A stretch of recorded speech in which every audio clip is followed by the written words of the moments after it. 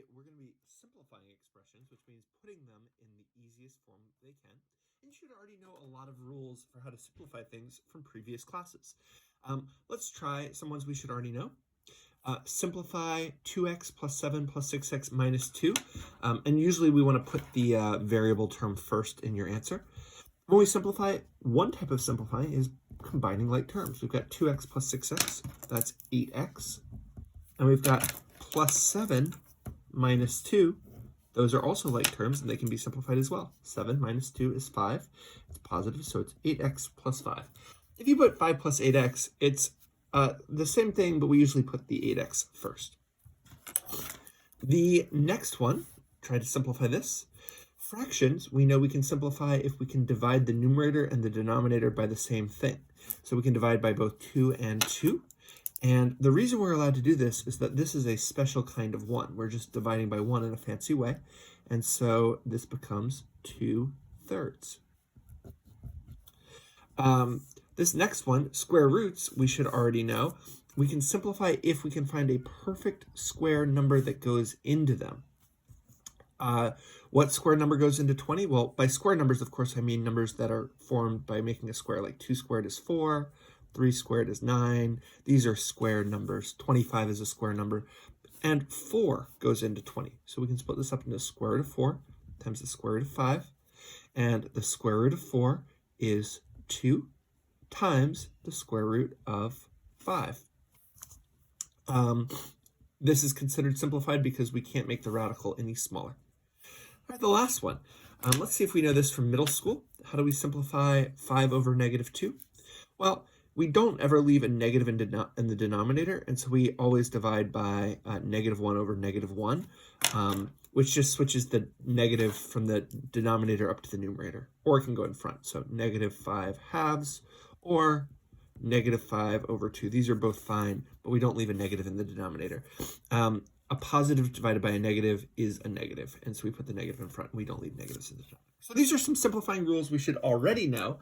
Now we're going to get into simplifying radicals, because we've been dealing with a lot of square roots, and simplifying imaginary numbers. So let's look at some different things. We're going to start by looking, I'm going to split my page, and on the left side, I'm going to be doing radicals. And radicals, the name radical is the square root symbol. So radicals are this square root symbol. And on the other side, I'm going to have imaginary numbers. We're going to be talking about how to simplify both of these. So with a radical, if we have something like the square root of 7, this cannot be simplified right now because there is no perfect whole number that times itself gives us 7. So we can't do anything with that. Similarly, when we have the square root of negative 1, this is an imaginary number, I, and we can't do anything to simplify I. But in other situations, we can. For instance, if we have the square root of 7 squared, squaring a square root cancels out and gives me just 7. Same with I. If we have I squared, this is saying that we have the square root of negative 1 squared, and the squared and the square root will cancel out, and I squared will be negative 1. So if you ever have an imaginary number squared, that's negative 1. What about if there is the square root of 7 cubed? Well, here we don't have a square root and a squared that cancel out, but what we can do is we can rewrite it using our properties of exponents to be square root of 7 squared times square root of 7 to the 1 power. We don't have to write to the 1 power. And when you multiply, you add the exponents. And so this is another way of writing square root of 7 cubed. Square root of 7 times square root of 7 times square root of 7. That's what's going on there. And just like before, now we've got square root and squared that will cancel out. And so we will get 7 square root of 7. 7 times the square root of 7. That's square root of 7 cubed. And just to show you, let's see what's going on here. Square root of 7 is a weird number. Okay, cool. It's an irrational number, we know. And if we do square root of 7 squared, oh man, well, that's actually okay too. That'll just be 7 because the square root and the squared cancel out. I don't know if you noticed, but the squared is on the inside there, but if it's on the outside, it will also be 7. Square root of 7 cubed is not going to, the 3 will not cancel out the square root.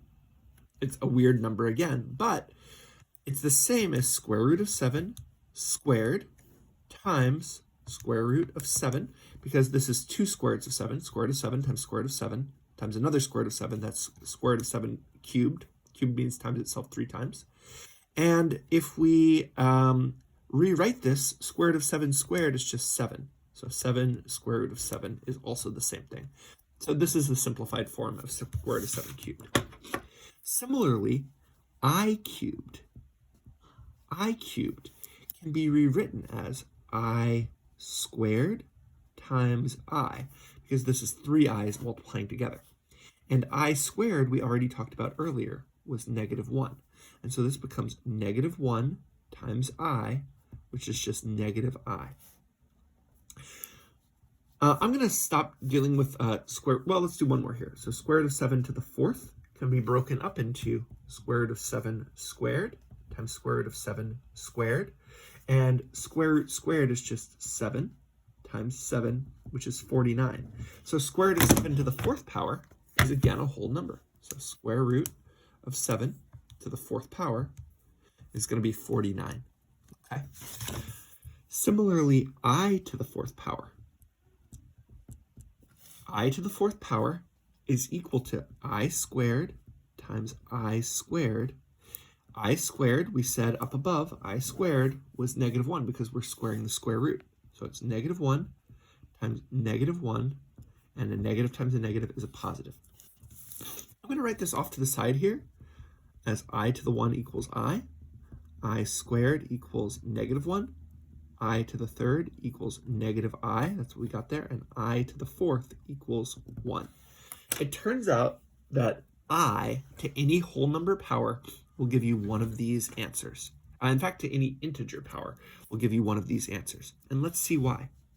If we do I to the 5th power, we can split this up into I to the 4th power times I. That's I to the 4th times another I, that's I to the 5th power. And we just talked about how I to the 4th power is 1. And so this becomes just 1 times I, which is I. So I to the 5th power is I. Notice that's one of our answers we already got. So I'm going to box these ones. We can also do I to the 6th power. I to the 6th power is I to the 4th power times I squared. We'll always, after we get to 4, we can always take out an I to the 4th. And I to the 4th we said was 1, so it's not going to do anything, times I squared. What was I squared? Was -1. And so we'll get 1 times -1 is -1. So I to the 6th power is -1. And hopefully you're starting to see something here, and maybe you can predict what I to the 7th power is going to be. I to the 7th power is, we can split it up into I to the 4th power times I to the 3rd power. And I to the 4th power was 1. I to the 3rd power we said was -I. We're going to get 1 times -I, which is -I, because 1 times anything is itself. So I to the 7th power is -I. I to the 8th power can be split up into I to the 4th times I to the 4th, which is 1 times 1, which is 1. So I to the 8th power is 1. And hopefully we're really starting to notice something here. I to the 9th power.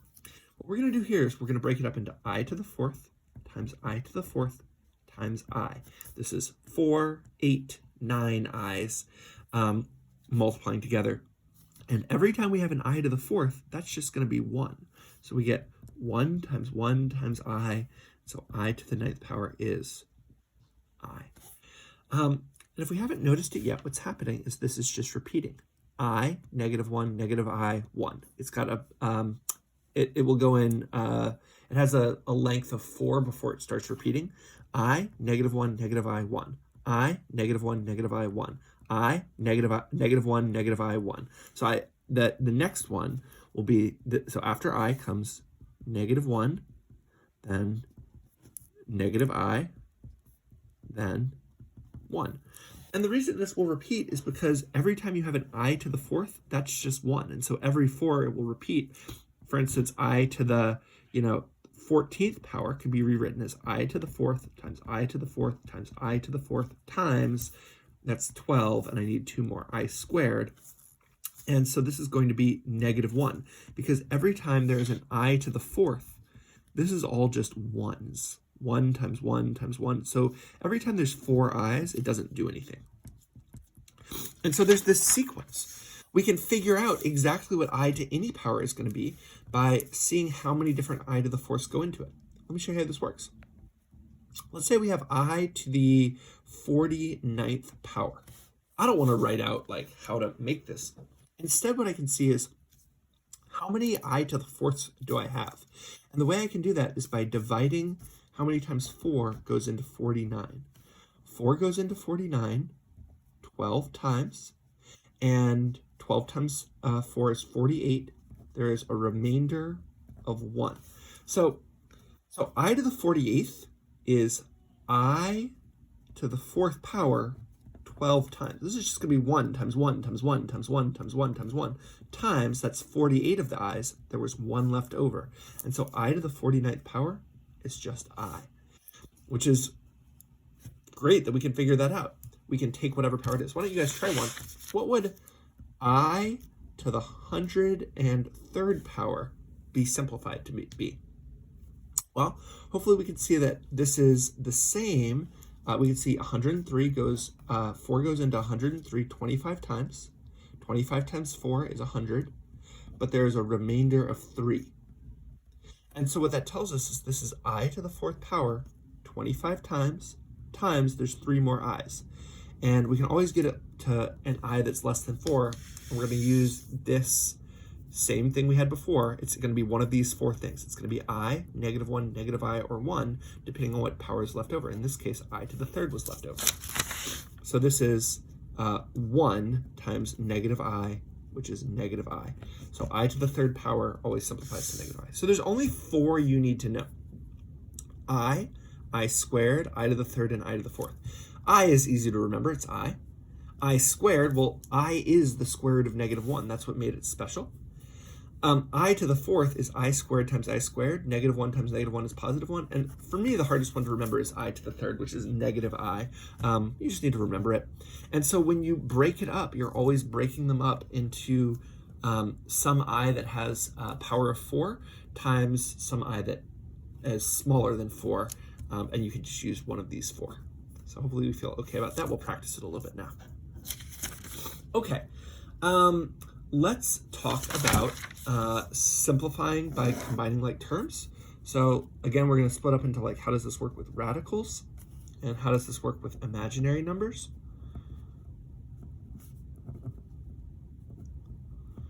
And with radical numbers, let's say we have 2 square root of 3 plus 3 square root of 5 minus 7 square root of 3. Just like we could do with x's and y's, this coefficient is telling you how many square roots of 3 you have. You have 2 square roots of 3, you have 3 square roots of 5, minus 7 square roots of 3. These are like terms. There are 2 square roots of 3 minus 7 square roots of 3, and we can combine them into a single expression. So if they have like terms, you can combine them. This is minus -5 square roots of 3 because I was combining 2 minus 7. We don't change what the radical is. And then this one we can leave alone. So these two combined, and this one left alone, we cannot combine them if the radical is different. This is what we're looking at to see if they are like terms, right? And sometimes it looks like we can't combine things, but we can. So for instance, let's say we have the square root of 8 plus 7 square root of 18. These are not like terms, but we learned how to simplify radicals. And so let's make sure we know how to do that. If we can simplify a radical, we do. And you'll see why in just a second. Square root of 8, what square number goes into it? Well, hopefully we know that square root of 4 can be multiplied by square root of 2, and 4 is a square number that goes into 8. And so we can do the square root of 4. This is 2 square root of 2. So we're going to rewrite this as 2 square root of 2. Over here, there's also a square number that goes into 18. Let's do that up above. Square root of 18, what square number goes into it? 9. It's the square root of 9 times square root of 2. And 9 is a good number to put because the square root of 9 is 3. 3 times the square root of 2. Notice that it's not helpful to break it up into square root of 6 times square root of 3 because we can't do either of these square roots. Neither of those is a perfect square number. But 9 is a perfect square number that we can rewrite as 3. So this can be rewritten as 7 times 3 square root of 2. Square root of 18 is 3 square root of 2, and we can multiply 7 times 3 together. So we get 2 square root of 2 plus 21 square roots of 2. And now we have like terms. We have 2 square roots of 2 plus 21 square roots of 2, and that is 23 square roots of 2. And so we can combine them into a single term. We have a similar idea with imaginary numbers. Let's say we have 5 plus 7i minus 3 plus 6i. Well, we can combine like terms. 5 plus 3i, 5 minus 3 is 2, and 7i plus 6i, these are both positives, is 13i's, and so we can combine those. Hopefully you feel good about that. Even if it looks like you can't, so 5 plus I plus 2i squared minus 3i to the third plus 7i to the fourth. These have different exponents. These are not like terms right now. But we just talked about how to simplify imaginary numbers. If there is a power of I that is bigger than 1, it can always be simplified. So I'm going to leave the 5 alone. I'm going to leave the I alone. But I squared is negative 1. 2 times negative 1 is negative 2. I to the third power is negative I. So we do need to know those. I to the third power is negative I. And negative I times negative 3 is positive 3i's. I to the fourth power is equal to 1. And so we get 7 times 1, which is just 7. So even though it looked ugly like 7i to the fourth, that's just 7 because I to the fourth is just 1. And now we have these like terms that we can combine. If we're being specific about this, we usually put the real part first and then the imaginary part. So 5 minus 2 is 3, 3 plus 7 is 10. And then we can combine I plus 3i is 4i's, so plus 4i's. So 10 plus 4i's is the simplified version. You can always simplify complex numbers into a plus b times I. So even though there's all these crazy things with different powers of I, you can simplify it into a single complex number.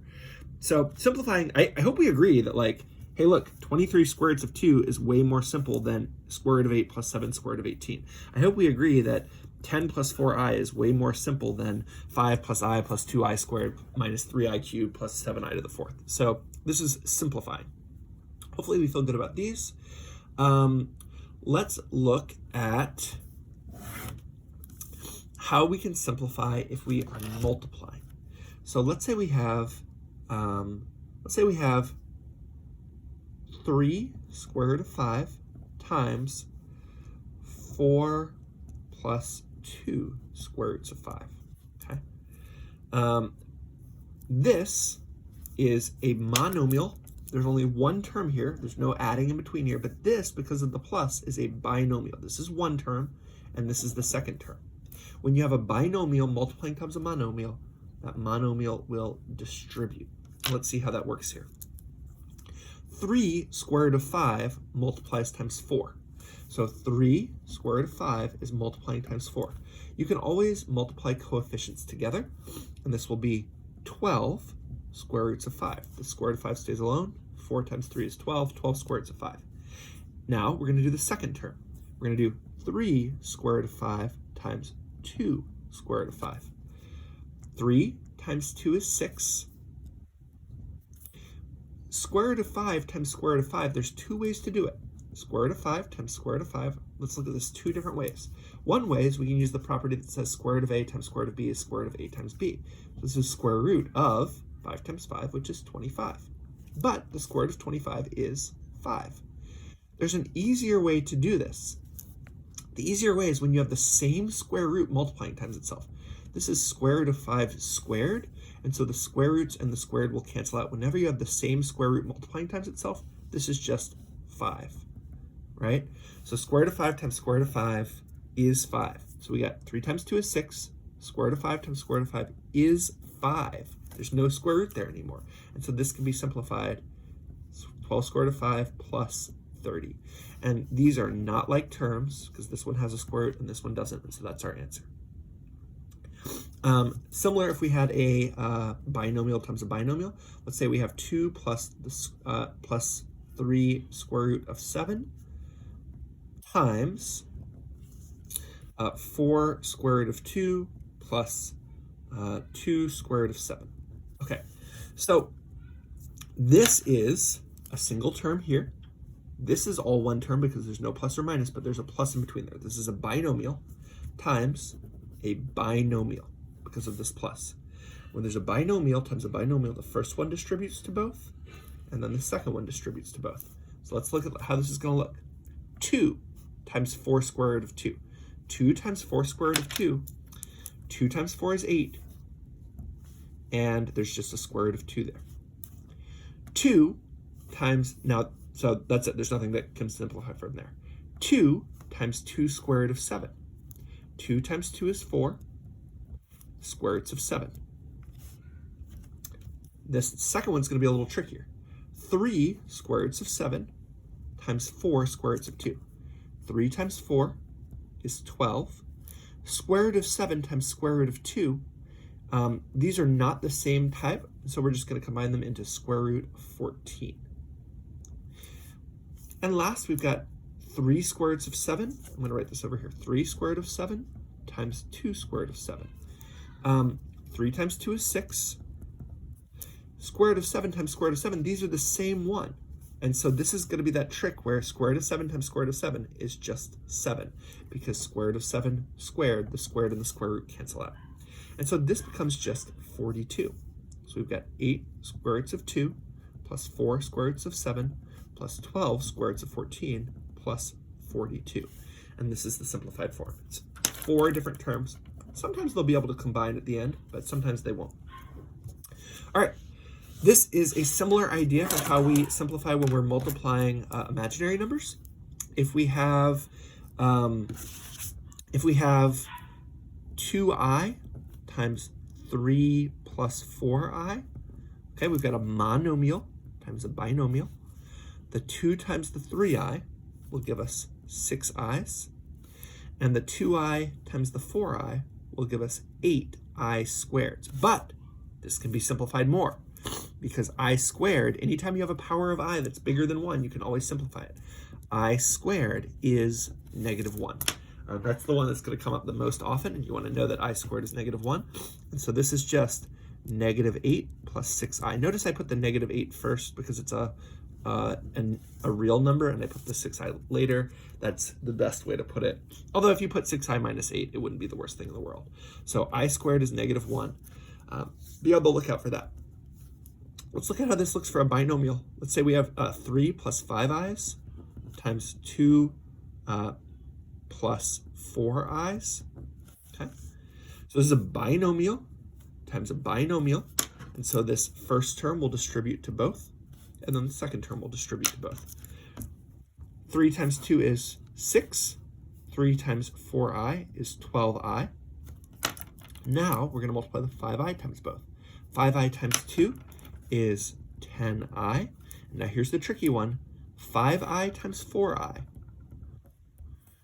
5 times 4 is 20, but I times I is I squared, which is -1. So 20 times -1 is -20. And so you can really, when you see an I and an I multiplying together, you're like, oh, that's going to make a negative. I times I is negative, so it's going to be -20, minus 20. You can kind of do that all at once. Now, with imaginary numbers, you'll always be able, unlike here where we couldn't simplify anymore, the 6 can combine with the 20, that's -14, and the 12i and the 10i can combine, that's 22i's. There we are. So hopefully you're feeling good about multiplying imaginary numbers. Now let's look at how we can deal with things when we're dividing. Remember in our warm-up problem, we said we weren't allowed to divide by a negative. And so we said a positive divided by a negative was a negative, or we could multiply by -1 over -1. We also have some rules where we can't leave, so you can't leave irrational or imaginary numbers in the denominator, just like you can't leave negative numbers in the denominator. And so we're going to look at how to solve those issues right now. Let's say you have 5 divided by the square root of 3. This is an irrational number in the denominator. We can't leave that. So we can't just like move it. You're also not allowed to like square the numerator and square the denominator, because that would change the value of what this is equal to. But what we are allowed to do is we can multiply by the square root of 3 over the square root of 3, because this is a fancy form of multiplying by 1, and multiplying by 1 doesn't change the value of anything. And what happens is when we multiply by square root of 3 over square root of 3, we get 5 square root of 3 on the top. 5 times square root of 3 is 5 square root of 3. And on the bottom, square root times the square root is square root of 3 squared, and squared and square root will cancel out and just give us 3. And now look, we have an irrational number in the numerator, but not in the denominator. And so this is okay. This is considered simplified. Be careful. Sometimes you'll have to like simplify more after that. Like let's say we have 8 plus 2 square root of 5 divided by 3 square root of 2. Now, what's the problem? It's not that there's a square root of 5 here. It's that there's a square root in the denominator. And so what are we're going to multiply by the square root of 2 over the square root of 2 so that we can get rid of the square root in the denominator. The reason this is going to work is square root of 2 times square root of 2 is square root of 2 squared, which is 2. And so we get 3 times 2, which is just 6 in the denominator. In the numerator, this is a binomial, so that square root of 2 needs to multiply times both of them. It's going to be 8 square root of 2's plus 2 square root of 5 times square root of 2. We can multiply square root of 5 times square root of 2 to get square root of 10. Now, the reason this can still be simplified is I want to check and see, can either of these square roots be simplified? Is there a square number that goes into them? And the answer is no, but there is, they all have a common factor of 2, and so we can divide by 2 over 2. So we can still divide this fraction and get 4 square root of 2 plus square root of 10 all over 3. We're going to be using this to simplify the quadratic formula, by the way. Let's look at how this works with i's. Same idea. Let's say we have 5 plus 7i divided by 2i. Now, the big problem here is that we can't have an I in the denominator. And so what we're going to do is we're going to multiply by I over I. Here, this is a binomial, and it will distribute 5i. I times I is I squared, and I squared is -1. So this is just going to become -7, all divided by I times I is I squared, and I squared is -1. I is the square root of -1. So when you do it times itself, it becomes a negative, just like when we multiply by square root of 3 times square root of 3, that's 3. Square root of -1 times square root of -1 is -1, so we get -2. This is still not simplified because we're not allowed to leave a negative in the denominator. So we're going to multiply by -1 over -1 to make the denominator positive. And so it'll become 7 minus 5i. It becomes a positive 7 and a negative 5i. And I put the whole number first. Okay, cool. Let's look at the last example for today. The last example is, what if the denominator is a binomial? What if we have something like 7 divided by 3 plus 2 square root of 2? Well, our trick from before of multiplying by square root of 2 over square root of 2 won't work, because when there's a binomial, it'll distribute. So this one will become rational. This will become 2 times 2, which is 4, but this one will become 3 square root of 2, and it will still be irrational. And so this trick doesn't work. We need a new trick. When there is a binomial, we're going to do what's called multiplying by the conjugate. So the conjugate of a plus b is you leave the first one alone and you switch the other one to a minus. This is called the conjugate. If it's a minus b, you do a plus b. So here we have a plus b, and so what we're going to multiply by is we're going to leave the first one alone, and we're going to multiply by a minus b.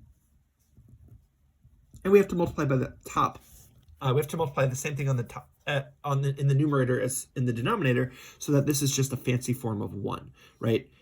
Anything divided by itself is just 1, and so we're multiplying by 1, and so we're allowed to do that. So let's look at what happens. The numerator, we've got a monomial times a binomial. So the monomial is going to distribute. We get 21 minus 14 square root of 2. And in the denominator, this is a binomial times a binomial, right? And I'm going to multiply this out for you once, but I think what we'll see in just a second is why we don't need to all the time. 3 is going to multiply times both of these, and we're going to get 9 minus 6 square root of 2. Then 2 square root of 2 is going to multiply times both of these. 2 square root of 2 times 3 is plus 6 square root of 2. And 2 square root of 2 times 2 square root of 2 is minus, okay, let's see, let's be careful here. 2 square root of 2 times 2 square root of 2. 2 times 2 is 4, times square root of 2 times square root of 2 is 2, because it's squaring. Squaring and square root cancel out. So we get 4 times 2, which is 8. And what will happen here is you'll always get, these will cancel out. Negative 6 square root of 2 plus 6 square root of 2 will cancel out, and we'll just get 9 minus 8, which is 1. And we can divide by 1. Dividing by 1 doesn't do anything. This is just 21 minus 14 square root of 2.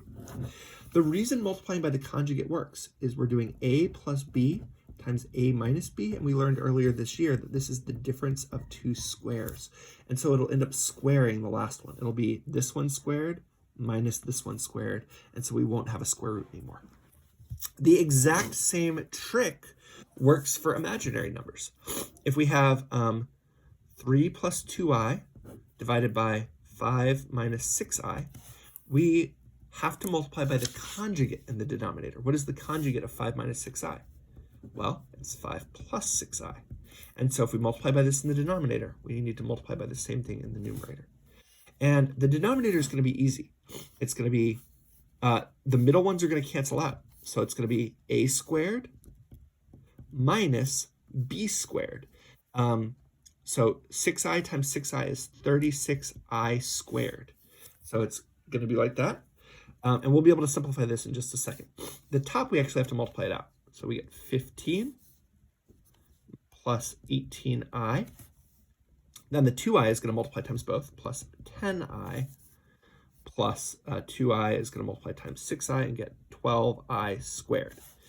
Sorry about the messy handwriting. That is 12i squared.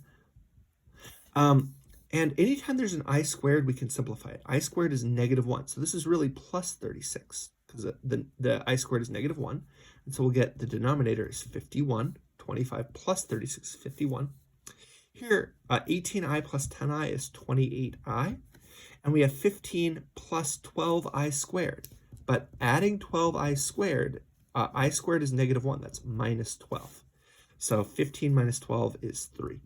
And this is the simplified version where we don't have any imaginary numbers in the denominator. So hopefully you feel good about this stuff. You'll get lots of practice on these different simplifying forms, and we'll use this to simplify quadratic formula stuff next class. Okay, have a good day.